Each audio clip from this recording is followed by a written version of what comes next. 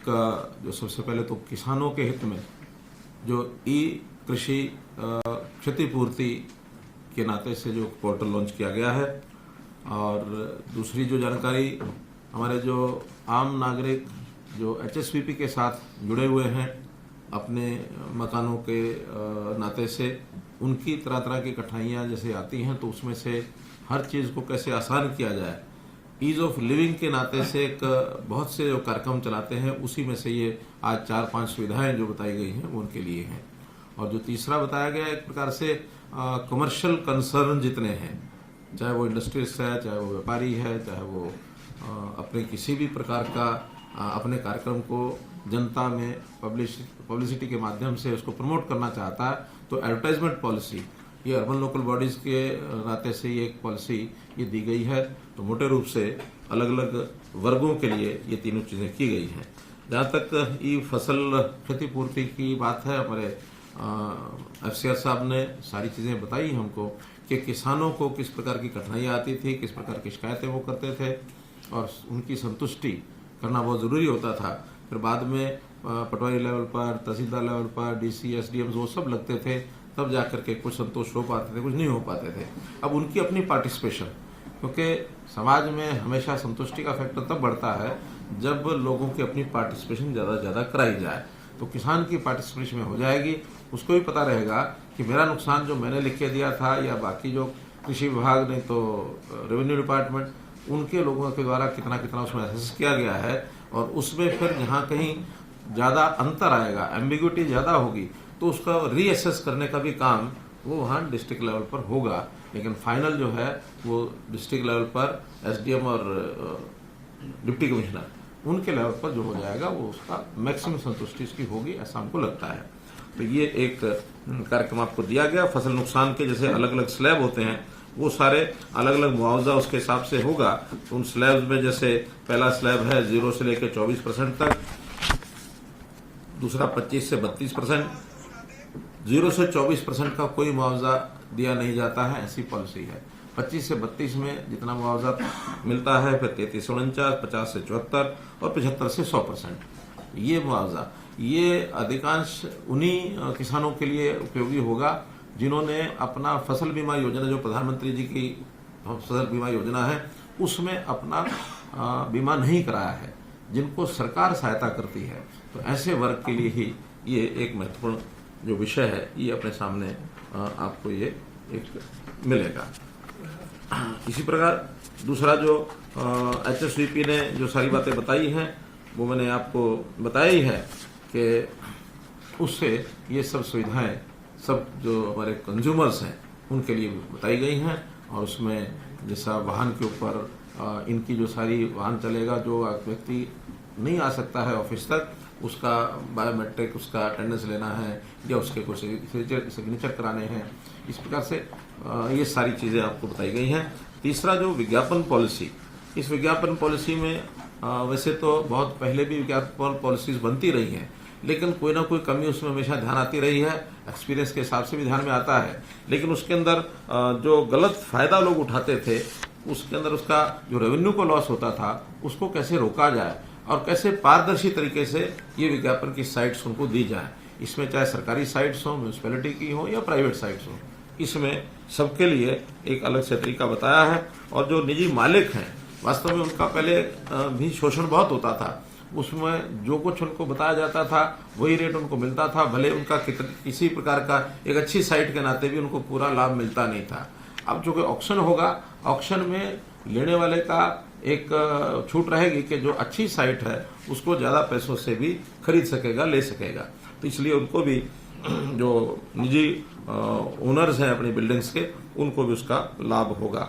इस प्रकार से ये सारे प्रावधान किए गए हैं।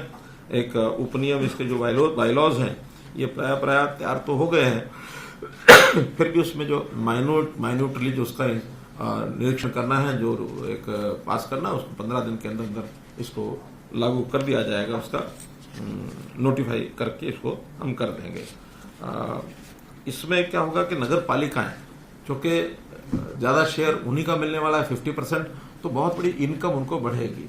अभी तक वो इनकम पिलफरेज होती है जैसा, उसके नाते से वो कोई ना कोई उसका लाभ उठाते हैं। और बहुत से केसेस तो ऐसे हैं जो कोर्ट्स में चल रहे हैं, अभी भी लिटिगेशन बहुत चल रहा है। वो लिटिगेशन भी खत्म करने के लिए कोर्ट्स की भी यही इच्छा रही है कि हमको एक निश्चित पॉलिसी लेके आए। तो ये पॉलिसी जो है ये बहुत कारगर सिद्ध होगी। जहाँ सरकारी हमारी अपनी ज़मीनें हैं, अन्य विभागों की, उन विभागों की ज़मीनों पर भी, यानी जो उनके साइट्स हैं, उन साइट्स पर चाहे बिल्डिंग्स हैं चाहे ज़मीनें हैं, वो अपने आप में एक अर्निंग एक उसकी बन जाएगी। इसका भी हमको एक लाभ मिलेगा। ये सारी जो स्कीम है, इस स्कीम को हम समाचार पत्रों के माध्यम से, रेडियो टीवी के माध्यम से प्रसारित करेंगे ताकि ज़्यादा से ज़्यादा लोगों को ये जो है इसका लाभ मिल सके।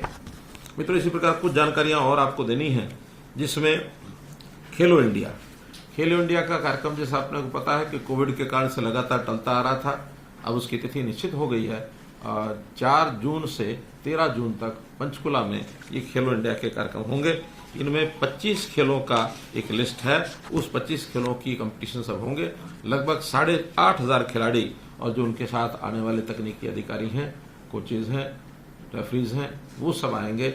उनकी सब व्यवस्थाएं, ठहरने की, उनके ट्रांसपोर्टेशन की, उनके बोर्डिंग लॉजिस्टिक जो भी तय करने थे वो सब फाइनल हो गए हैं। सब हमने कंपनीज को उसमें इन्वॉल्व कर लिया है और तैयारी उसमें पूरी है। और पंचकुला के साथ साथ कुछ और सेंटर्स भी हैं, जैसे चंडीगढ़ यूनिवर्सिटी में इसमें तीरंदाजी और फुटबॉल, ये पंजाब यूनिवर्सिटी का जो परिसर है वहाँ पर ये कार्यक्रम कराए जाएंगे। इसी प्रकार अम्बाला में तैराकी और जिम्नास्टिक्स, ये अम्बाला में होगा। शाहबाद में हॉकी के जो मैचेस हैं वो शाहबाद में होंगे। साइकिलिंग और शूटिंग ये दिल्ली के अंदर होंगे। तो ऐसे इन सब खेलों के नाते से सब व्यवस्थाएं जो हैं वो पूरी कर दी गई हैं। हमारे सरकारी विभाग भी, इसमें बहुत से लोग लगेंगे, उनको अलग अलग व्यवस्थाओं में सब लगाया जाएगा, क्योंकि एक राष्ट्रीय स्तर का एक बड़ा कार्यक्रम है। खेलो इंडिया पहली बार उनको मिला है और हम जो चाहते हैं कि बाकी प्रदेशों के जो लोग यहाँ आए वो हरियाणा की कोई ना कोई यादगार अपनी अच्छी लेकर के जाएं, किसी प्रकार की उनको कठिनाई तकलीफ ये ना हो। एक हमने कार्यक्रम शुरू किया है, संत महापुरुष विचार सम्मान और प्रसार योजना। तो उस योजना के अंतर्गत जो महापुरुषों के बड़े कार्यक्रम हैं, उनकी जयंतियों के, उनके कोई शताब्दियों के, ऐसे कार्यक्रम जो हैं हम सरकारी योजना से करते हैं। जैसे हमने डॉक्टर अम्बेडकर जयंती, उस कार्यक्रम को भी हम सरकारी बनाते हैं। महर्षि वाल्मीकि का जन्मदिन जो मनाते हैं, गुरु रविदास जी की जयंती भी हम मनाते हैं, भगत कबीर की जी भी मनाते हैं। ऐसे ही पिछले दिनों में जो गुरु गोविंद सिंह जी का जो एक जयंती 400 नहीं, गुरु तेग बहादुर जो अब हुआ, उससे पहले गुरु गोविंद सिंह जी का किया, गुरु नानक देव जी का भी एक कार्यक्रम हमने किया था, अभी गुरु तेग बहादुर जी का भी पानीपत में 400 साल ये किया है। ऐसे जो कार्यक्रम आते हैं, इन कार्यक्रमों को हम और कुछ महापुरुषों को भी जोड़ करके इस श्रृंखला को बढ़ाना चाहते हैं, क्योंकि उनकी जीवनी से जो एक समाज में एक संदेश जाता है, लोगों को एक शिक्षा मिलती है। क्योंकि ये भी बहुत बड़ा एक विषय है, समाज को एक जागृत करना, उनकी दिशा ठीक रहना, ताकि हम एक सुखी जीवन जी सकें। तो इसी कड़ी में अभी हमने करनाल में कार्यक्रम रखा है, महर्षि कश्यप जयंती। उनकी जयंती 24 मई को आ रही है, तो करनाल में एक ये बड़ा कार्यक्रम होगा। और उसके बाद जून में संत कबीर जी की जयंती 14 जून को आ रही है, रोहतक में एक बड़ा कार्यक्रम प्रदेश स्तरीय ये कार्यक्रम हम करेंगे। तो इस प्रकार से इन कार्यक्रमों का एक उल्लेख इसलिए किया है कि हम अपनी जानकारी जनता तक पहुंचा सकें।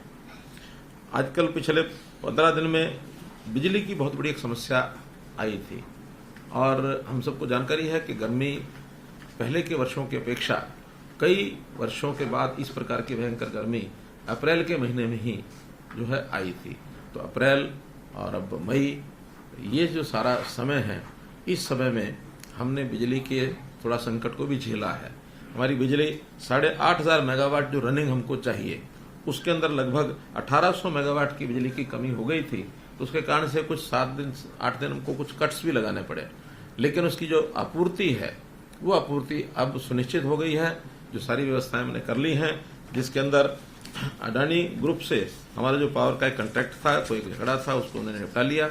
तो 600 मेगावाट की जो पावर है वो अडानी ग्रुप से शुरू हो चुकी है। अगली 600 मेगावाट और एक जो पावर प्लांट है उनका, वो बहुत जल्दी शीघ्र चालू होने वाला है, 1 सप्ताह के अंदर अंदर वो भी चालू हो जाएगा।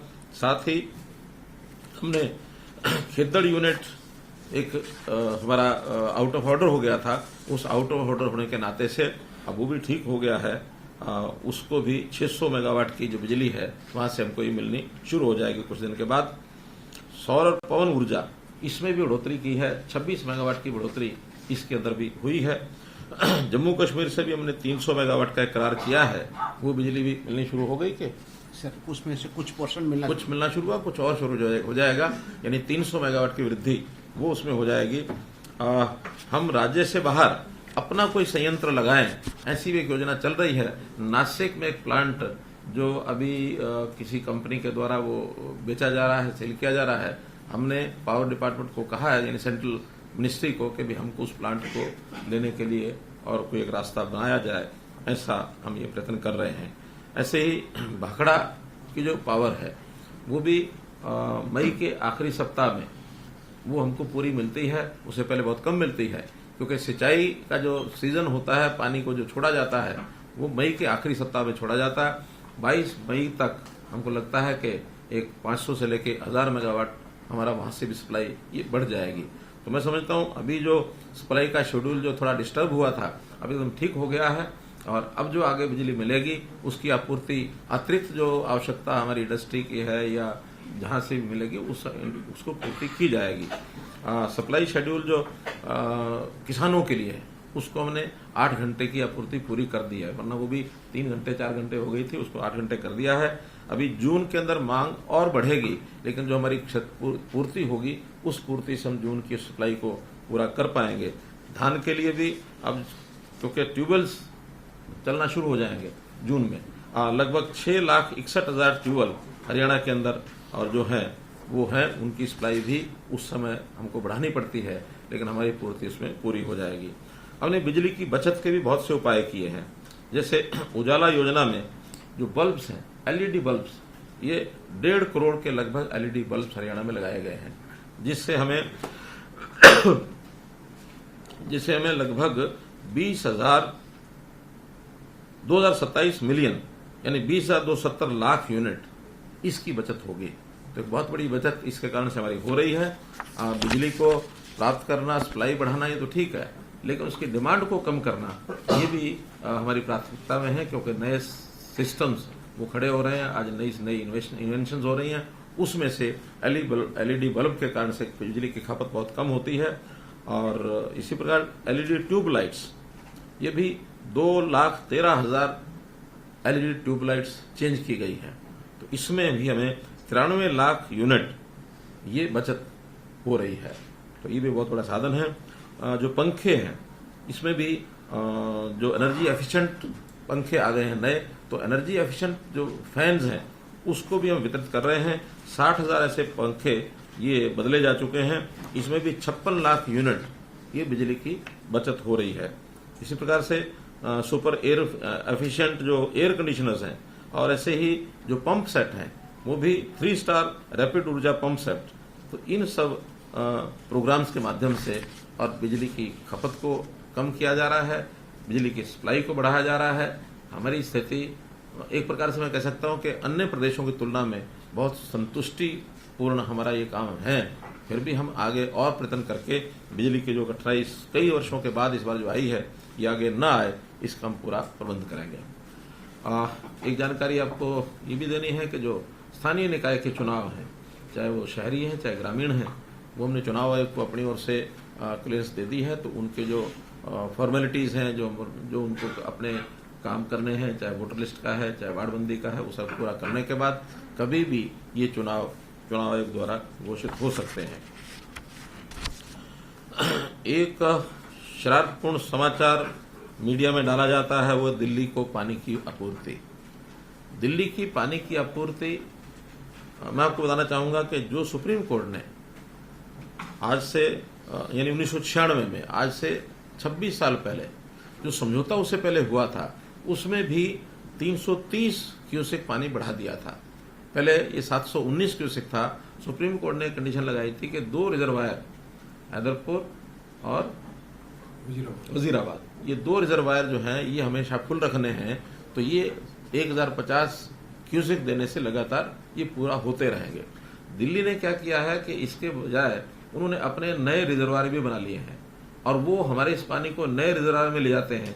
हमारी दायित्व है 2 रिजर्वायर को पूरा रखना। जब वो पानी को डाइवर्ट करेंगे, वो द्वारका भी डाइवर्ट करते हैं, ओखला डाइवर्ट करते हैं, बवाना डाइवर्ट करते हैं, तो 3 नए वाटर वर्क्स उन्होंने बनाए, जिसके कारण से वहाँ हैदरपुर में और दूसरा वजीराबाद, उसमें पानी का लेवल कम होता है। स्वाभाविक है, पानी पूरा वहां नहीं पहुंचाएंगे तो वो तो कम होगा ही। हमारी जिम्मेवारी है उन 2 रिजर्वायर्स को फुल रखना।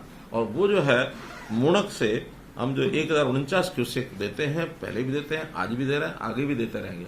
हालांकि हमारी अपनी कठिनाई भी बहुत है, लेकिन हम अपनी कठिनाई को कैसे पूरा करेंगे, जिम्मेवारी उनकी नहीं है, हमारी जिम्मेवारी जितनी हम पूरा करेंगे। अपने आप पानी की बचत कैसे की जाए, इसके तरह तरह के योजनाएं बना रहे हैं। धान को कैसे हम कम बुआई कराएं, धान को न बोने के बदले में 7,000 रुपये का हमने 1 एकड़ का मुआवजा भी दिया है। इससे सैकड़ों करोड़ रुपए हमारा खर्च आ रहा है। और हम अपने यहाँ पानी को रिचार्जिंग के बहुत से ऐसी व्यवस्थाएं की हैं, ट्यूबवेल्स लगाए हैं, तो इन सब चीज़ों को कर रहे हैं। माइक्रो इरिगेशन का बहुत बड़ा बजट हमने बनाया है ताकि खेती में पानी कम लगे। तो हम अपनी व्यवस्थाएं अपने पानी की मैनेजमेंट से ही ये सब हम कर रहे हैं। तो दिल्ली के जो लोग बार बार ये कहते हैं पानी की कमी, हमारा कहना पानी की कमी अगर उसको पूरा करना है तो ये जिम्मेवारी केवल हरियाणा की नहीं है, ये उनकी अपनी भी है। उनकी अपनी क्यों है कि अब से पहले तो केवल दिल्ली था, तो दिल्ली के नाते उनकी जिम्मेवारी नहीं थी। अब उनके साथ पंजाब आ गया है, और पंजाब और हरियाणा इनका एक विवाद आज का नहीं है, वर्षों का है। अगर उस विवाद को खत्म करते हैं और हमें पानी जितना हमारा है 3.5 MF पानी हमको पूरा मिल जाए, SYL की नहर बन जाए, हांसी बुटाना को चालू करवा दे, तो मैं ये वादा करता हूं कि और भी पानी हमको देना पड़ेगा, तो उनकी डिमांड पर पानी हम दे देंगे। लेकिन अगर हमें पानी नहीं मिलेगा, हम अपने यहाँ लोगों को प्यासा मार करके और उनको पानी की आपूर्ति करें, ये न्याय नहीं। इसलिए मैं उनसे निश्चित रूप से कहूंगा कि अब उनका जो रोल है वो डबल रोल हो गया है, तो डबल रोल को और वो निभाएं और हमें पंजाब से पानी पूरा दिलाएं। हम उनका सहयोग करने के लिए तैयार हैं। जहां तक वर्तमान उनकी बार बार शिकायत जो करते हैं, कभी सुप्रीम कोर्ट में जाते हैं, कभी हाई कोर्ट में जाते हैं। हाई कोर्ट और सुप्रीम कोर्ट ने समय समय पर जितनी अपनी एजेंसीज को ये चेक कराया है, तो उनको संतुष्टि पाई है कि नहीं, हरियाणा को जितना पानी देना चाहिए वो दे रहे हैं।